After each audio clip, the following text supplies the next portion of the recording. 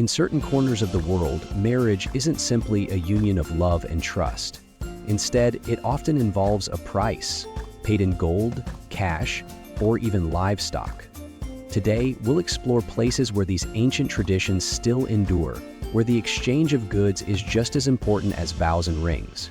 Get ready to discover some of the most surprising and unusual wedding customs that are still very much alive in today's world.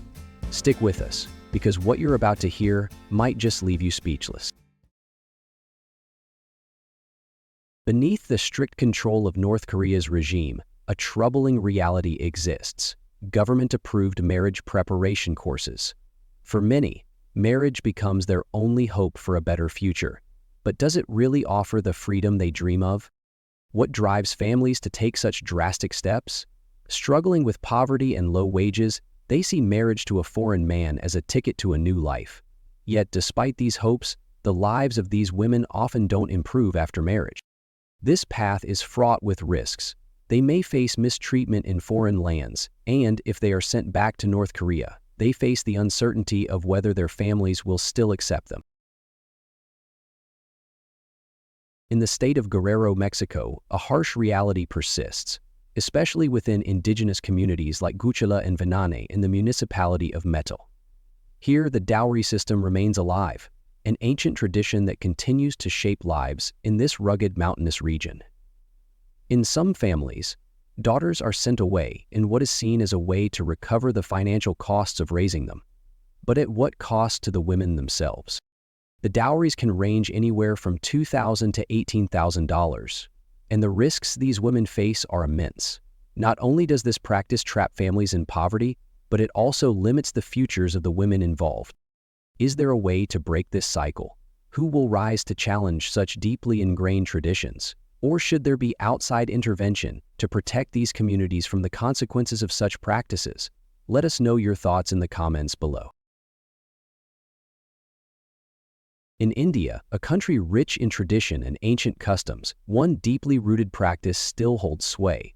In rural areas, especially in northern states like Haryana and Rajasthan, marriage is seen as a life-changing event, often shaped by financial transactions disguised as arrangements.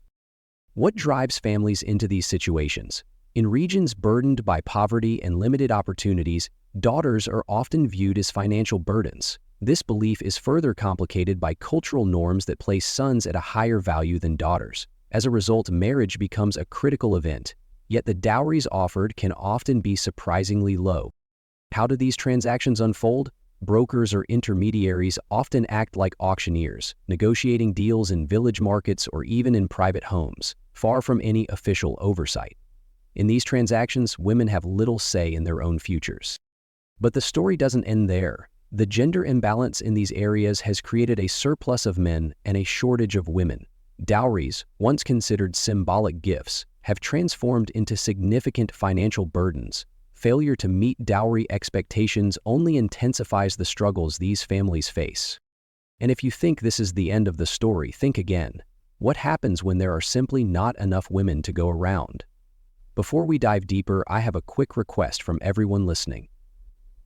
If you'd like to support this channel, just hit the notification bell and subscribe. It means so much to us.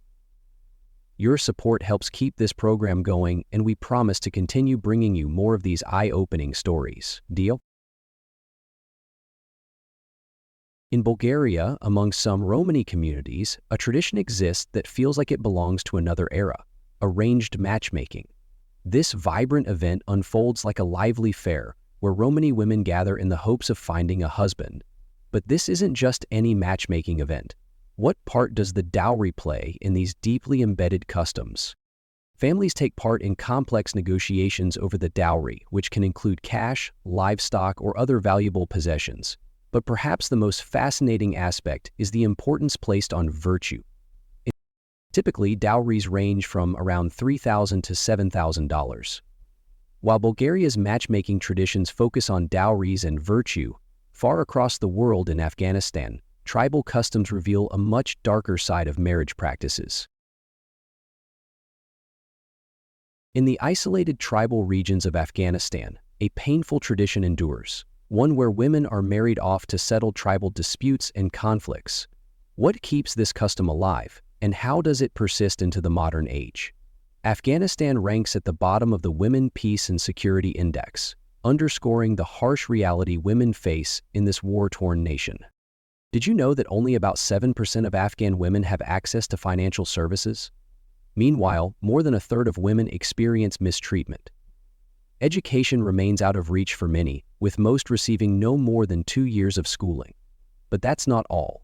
The illegal trade of goods only deepens the cycle of debt, shedding light on a brutal truth for women in Afghanistan. Their rights and safety are constantly under threat. In South Sudan, a country torn by conflict, the dowry system carries immense significance. Livestock and cash are the preferred forms of dowries, with a woman's worth often measured by the wealth she can bring to her family. This practice not only turns women into commodities, but also reinforces their economic and social disadvantage. Consider this: fewer than 5% of women in South Sudan have access to financial services. How does this financial exclusion limit their autonomy and control over their own futures? On top of this, the nation faces severe health challenges that further complicate the lives of women. In a society dominated by patriarchal norms, women have little voice and no rights to land ownership. How can a country rich in cultural heritage begin to address such profound gender inequality? In China, a country where ancient traditions meet rapid modernization, marriage is a complex fusion of history and modern-day expectations. What happens when love and tradition collide with economic realities? In many regions, marriage is far more than a union of two people. It's a carefully negotiated agreement between families. The price for a bride can include extravagant gifts like gold, jewelry, and sometimes even livestock. In certain areas, a man must also provide an apartment and a new car just to have his proposal considered. Historically, securing a bride wasn't just about love, it was about family honor and securing future inheritance. Failing to meet these financial demands can result in the cancellation of the engagement, leading to significant social shame. Many grooms, unable to afford the steep dowry requirements, resort to loans from family members or other means to avoid this public humiliation. Next, we travel to Thailand, where the tradition of sin sod offers a fascinating look into the complexities of marriage customs. But what exactly does this practice involve? Unlike dowries in some cultures, which can feel like outright transactions, sin sod is more subtle. It is a financial gesture from the groom to the bride's family, symbolizing his readiness to support his future wife. The value of sin sod can vary greatly. For a bride with previous marriages, children, or advanced age, the amount may be significantly lower or even waived. However, for a woman from a wealthy family, one with higher education, or known for her beauty, the sum can reach astounding amounts, sometimes equivalent to hundreds of thousands of dollars.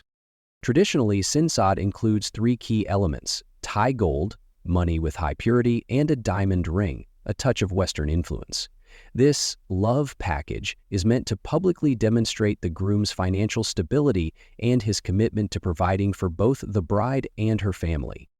Yet, in many cases after the wedding, the bride's family may return a portion or even all of the sin sod to the couple. This gesture transforms the practice into a symbolic ritual, preserving cultural heritage without putting too much financial pressure on the newlyweds. Do you think the tradition of sin sod is a fair way to demonstrate commitment, or does it create unnecessary pressure on the groom? Let us know your thoughts in the comments below. In Mozambique, marriage customs offer fascinating glimpses into the country's cultural traditions, especially the practice of lobolo. This age-old tradition involves compensation to the bride's family, acknowledging the resources invested in her upbringing and education. Historically, lobolo included offerings like cattle, clothing, and food. Even Nelson Mandela, the renowned leader who fought apartheid, had to pay lobolo to marry his Mozambican wife, Graça Machel. What does this reveal about the deep roots of this practice? In modern-day Mozambique, lobolo has evolved. While cattle once played a central role, today's dowries are often paid in cash. But how is the value of lobolo determined? Surprisingly, there's even an app for this. The app calculates the dowry based on factors like the bride's age, physical attributes, education, and family background. The more educated or physically appealing a woman is considered, the higher the lobelo. But what happens when marriage is no longer just about tradition or compensation, but is instead used to settle long-standing tribal conflicts? Stay tuned.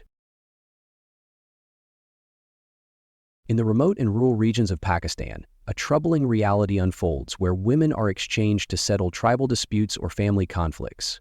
How does a society reach the point where a woman's worth is determined by her ability to resolve conflicts beyond her control?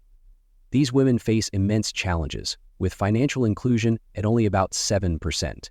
Their education is limited, and job opportunities are rare, with only around 21% of them participating in the workforce. These barriers not only block economic independence, but also reinforce cycles of inequality.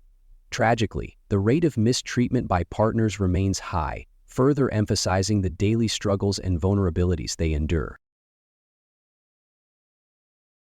In Nigeria, the traditional practice of arranged marriages, a deeply ingrained cultural custom, has taken a troubling turn in some regions. What was once a symbolic exchange has, in certain cases, evolved into a straightforward transaction. Nigeria ranks among the top countries globally for such practices. The gender pay gap remains wide, highlighting the significant economic disparities Nigerian women face. For every dollar a man earns, a woman in Nigeria typically earns much less, deepening her vulnerability. Additionally, limited legal protections only serve to worsen these inequalities. In Cambodia, a country renowned for its ancient temples and lush landscapes, a darker reality lies beneath the surface. Have you ever wondered about the hidden struggles faced by some of its most vulnerable women? Economic hardships drive many to seek a better life abroad, but instead of finding freedom, they often end up in faraway lands, facing even harsher conditions. This grim situation is compounded by weak legal protections and poor enforcement, giving those who exploit these women the freedom to act without fear of serious consequences. What can be done to break this cycle? Stronger legal frameworks and more comprehensive support systems are urgently needed to protect these women and help them rebuild their lives. How can we, as a global community, work together to make this change a reality? Next, we turn to the harsh reality of illegal exchanges, deeply intertwined with Myanmar's ongoing political turmoil and ethnic conflict. The country's continued military actions have forced many people to flee their homes in search of safety. In recent years, the rise of technology has added a troubling new layer to this crisis. Social media platforms, once seen as a means to connect and create opportunities, are now being exploited by malicious actors. Digital ads, which appear to offer legitimate marriage or job opportunities, are being misused to deceive vulnerable individuals.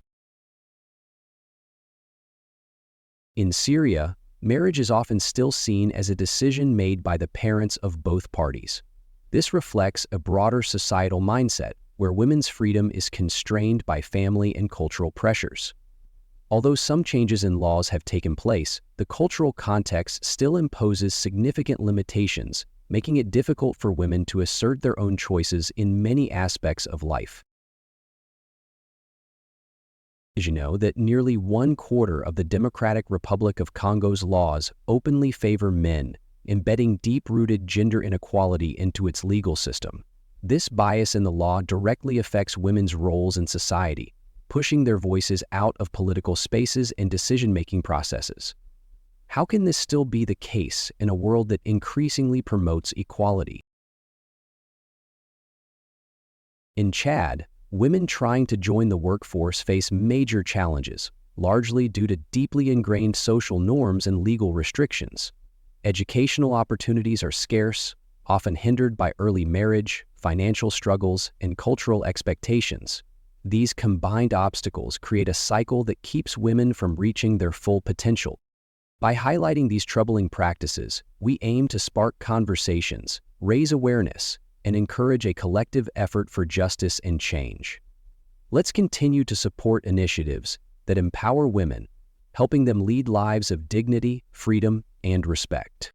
If you enjoyed today's video, please hit the like button and make sure to subscribe to our channel. Your support means the world to us. Now, go ahead and click on the video that's showing on your screen right now. We're sure you'll enjoy it. and let us know in the comments which country you'd like to see featured next. Thanks again for watching, and we'll see you in the next video. Thanks for joining us. Leave a comment, give it a like, and don't forget to subscribe for more interesting videos. See you in the next video.